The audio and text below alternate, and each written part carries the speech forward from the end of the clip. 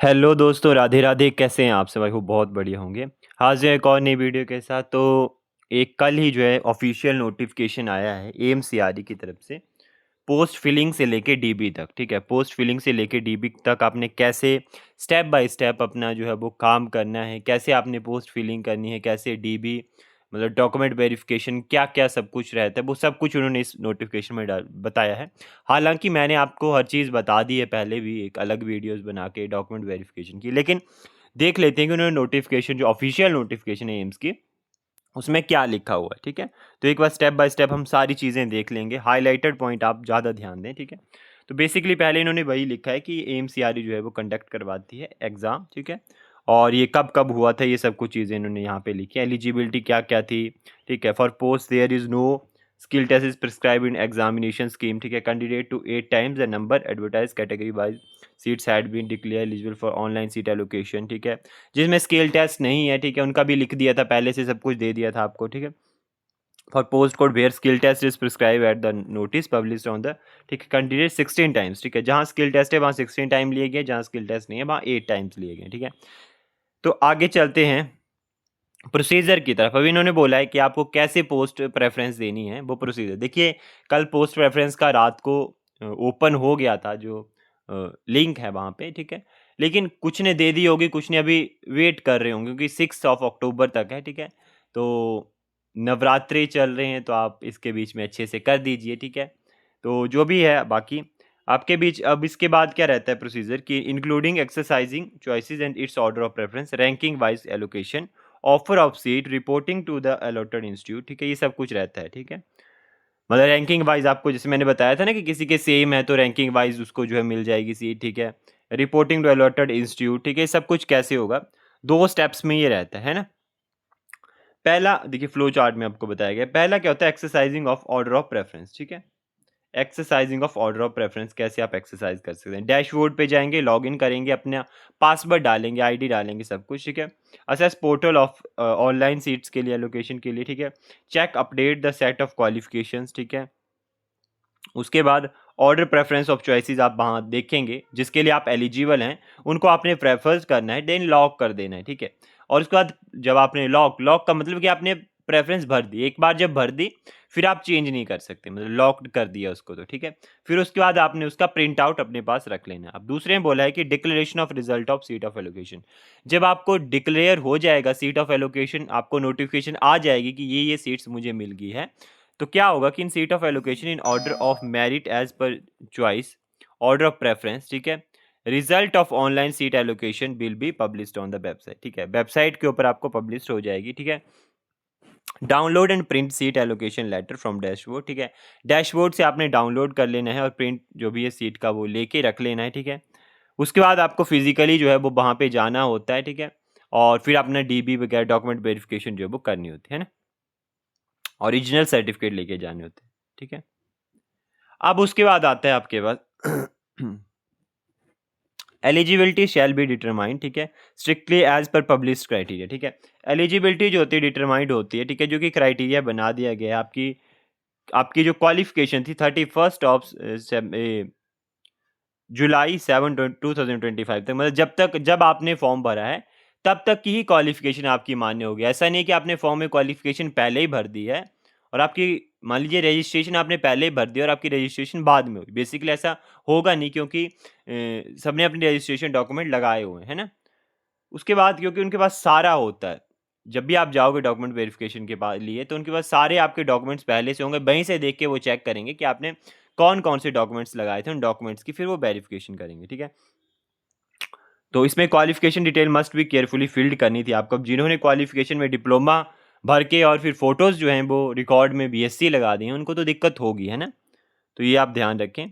अब it is solely responsible for the unable, कि अगर आपकी क्वालिफिकेशन क्राइटेरिया अनकरेक्ट है या करेक्टनेस है, वो सब आपके ऊपर डिपेंड है, इसके लिए एम्स का कोई मैटर नहीं है। ठीक है, तो ये 2-3 बार इन्होंने लिखा है सेम कि अगर आप डिसक्वालीफाई होते तो वो अपने बेसिस पे होंगे। ठीक है, final verification of eligibility will be carried out by respective institute hospital at time document verification. ठीक है, देखिए एम्स क्या है, आपको कंडक्ट करवा दी सीट्स, लेकिन जब भी आपको जो भी हॉस्पिटल अलॉट होता है, फाइनल वेरिफिकेशन आपकी हॉस्पिटल में जाके ही होगी। ठीक है, भाई आपको लास्ट जो है वेरिफिकेशन जो है देंगे। एम्स का उसमें रोल नहीं रहेगा, फिर जो हॉस्पिटल है वो आपको वेरिफिकेशन देगा, ठीक है। नेक्स्ट आता है access portal of online seat allocation का पोर्टल कब असेस होगा। Online seat allocation portal will be available on the candidate dashboard के ऊपर अवेलेबल हो जाएगा, ठीक है। कैंडिडेट्स को लॉगिन करना है अपने भी लॉगिन आईडी पासवर्ड से, अगर फॉरगेट हो गया है तो मतलब भूल गया अपने पासवर्ड तो फॉरगेट करके सब कुछ इन्होंने लिखा हो, ठीक है। Exercise of order preference of choices, ठीक है। अब आपने जो है एक ही बार आप जो है वो डॉक्यूमेंट रिक्रूटमेंट में जो है वो अपनी जो है वो चॉइसेस दे सकते हैं। अगर एक बार आपने लॉक कर दिया तो फिर आप बार बार अपनी प्रेफरेंस ऑफ चॉइसेस चेंज नहीं कर सकते, ठीक है।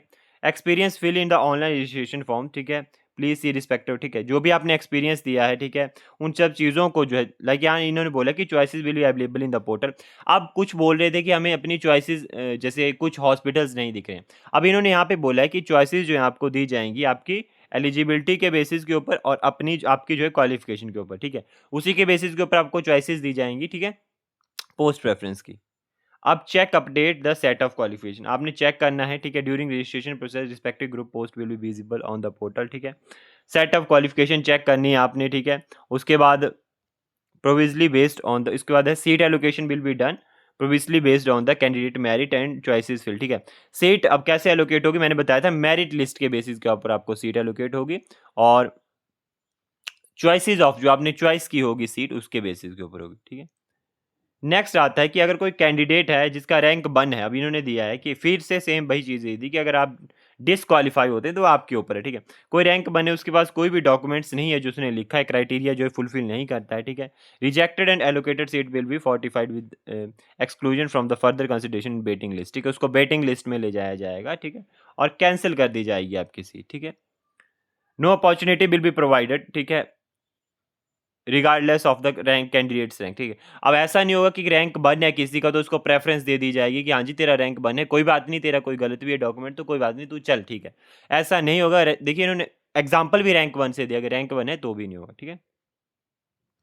एक और बात क्वालिफिकेशन की, ठीक है। यहाँ पे क्वालिफिकेशन फार्म डी करके नहीं लिखा था, ठीक है। बी फार्म और डी फार्म में सी था, ठीक है, फार्म डी नहीं। लेकिन फार्म डी बेसिकली एलिजिबल होते हैं टेस्ट के, लेकिन फार्म डी को एम्स में नहीं लिखा था। एक चीज और बता दो, है ना।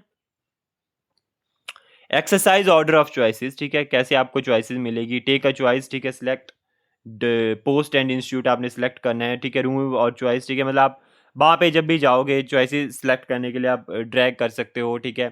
चॉइसेस आप अपने अकॉर्डिंग रख सकते हो, ठीक है।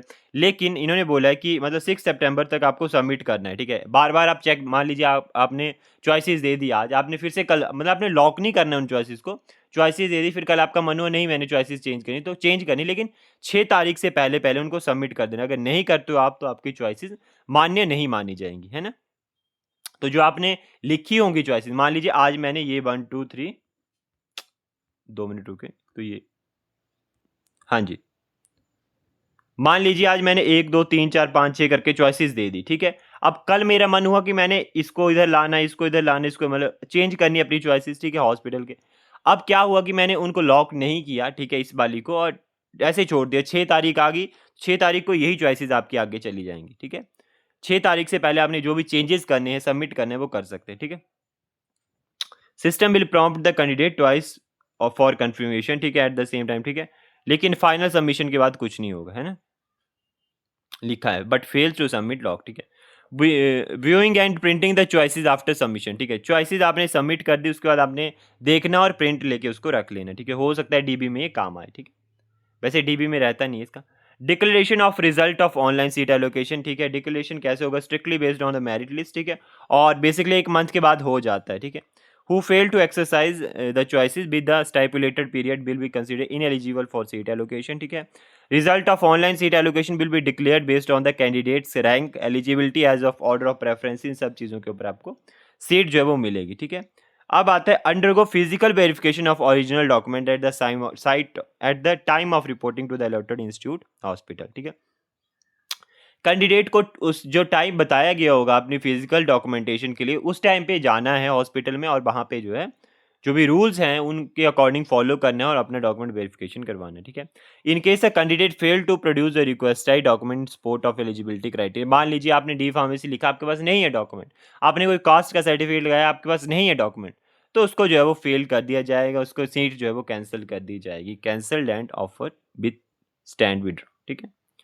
अब इन्होंने सेम आगे चीज बोल दी कि AIIMS New Delhi not responsible for any loss of opportunity cause to the candidate delay और फेलियर, ठीक है। ठीक है, दिस कम्युनिकेशन चैनल्स, ठीक है, अगर वो फेलियर होता है किसी भी काम में, डॉक्यूमेंट वेरिफिकेशन ना करवाने में, टाइम से ना पहुंचने में, एमसीआर उसके लिए डिपेंड नहीं करती है। अगर उसकी वेरिफिकेशन भी फेलियर होती है तब भी एमसीआर, क्योंकि मेन डायरेक्ट वेरिफिकेशन आपको जो है रीडायरेक्ट कर देंगे कहाँ पे, हॉस्पिटल्स में, जब सीट एलोकेट हो जाएगी फिर एम्स का काम नहीं बचता, फिर जो भी हॉस्पिटल है वो आपको वेरीफाई करेगा, ठीक है। लिस्ट ऑफ डॉक्यूमेंट ये मैंने आपको पहले भी बता दिए थे, एक बार आप चेक कर ले। Rank secured by candidate for common recruitment exam, ठीक है, बोले ना आपने। Registration slip of online certification, ठीक है। Admit card, letter of seat allocation आपने याद रखना है। Proof of date of birth, ठीक है। कास्ट सर्टिफिकेट वगैरह आपने याद, इनकम है जो भी आपका, डिसेबिलिटी सर्टिफिकेट, पीडब्ल्यूबीडी सर्टिफिकेट, ठीक है।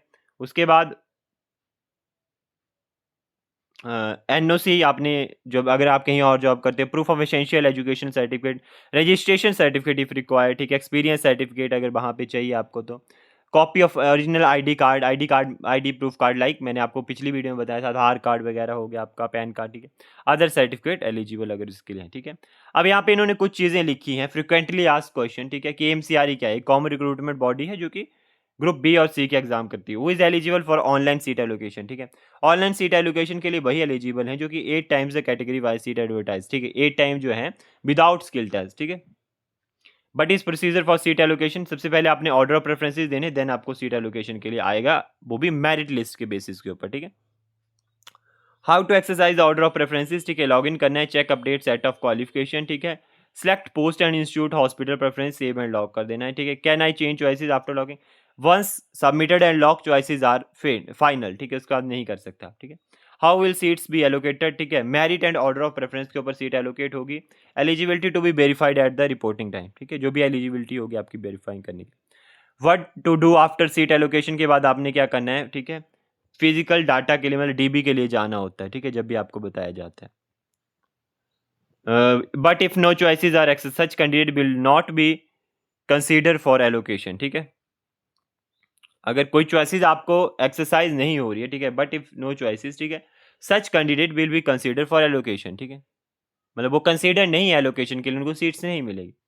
हाउ विल आई बी पर इन्फॉर्म, ठीक है, थ्रू एमसीआर वेबसाइट, ठीक है, candidate dashboard, email, SMS alert, ठीक है, आपको इन्फॉर्म कर दिया जाएगा, ठीक है।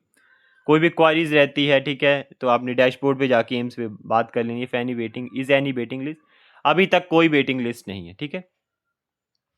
तो यही था आज की वीडियो में, आई होप आपको पसंद आए हो तो लाइक शेयर एंड सब्सक्राइब। मिलते हैं जल्दी नेक्स्ट वीडियो, तब तक के लिए बाय बाय, टेक केयर।